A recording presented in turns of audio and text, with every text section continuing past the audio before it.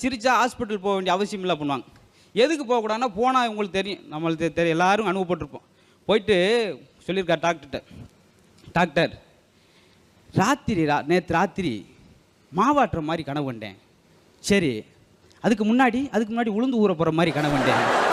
என்ன இதெல்லாமல் வந்து சொல்லுவீங்க, வேறு என்ன சொல்லுங்க அப்படின்னு அடுத்த ஆளை கூப்பிட்டு சொன்னார். இன்னும் ஆப்ரேஷன் பண்ணுற விதவிதமாக பண்ணுவாங்க. ஒரு ஆளை வேகமாக கூப்பிட்டு போய் மூளையில் போட்டு ஆப்ரேஷன் பண்ணியிருக்காரு. என்னையா அப்படின்னு, நான் மூளை ஆப்ரேஷன் பண்ணுறதுல பெஸ்ட்டு, இந்த மூளை ஆப்ரேஷன் பண்ணாண்டா ரூம்பு மூளையில் போட்டு அறுத்திருக்கேன் வைக்கணும். அது ஒரு பக்கம்.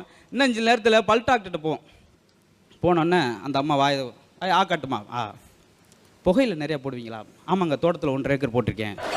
வாயில் புகையில் போடுவாம்மா, என்னம்மா எட்டெல்லாம் விட்டு வீட்டுக்காரை கூப்பிட்டு, உங்கள் வீட்டுக்கார அம்மாவுக்கு பல்லு வந்து காரையாக இருக்குங்க, அந்த கடாவை பல்ல பிடுங்கணும் அப்படின்னு அவன் தனியாக டாக்டரை கூப்பிட்டு போய், பல்ல பிடுங்குறதுக்கு எவ்வளோ டாக்டர்? 50 ரூபா.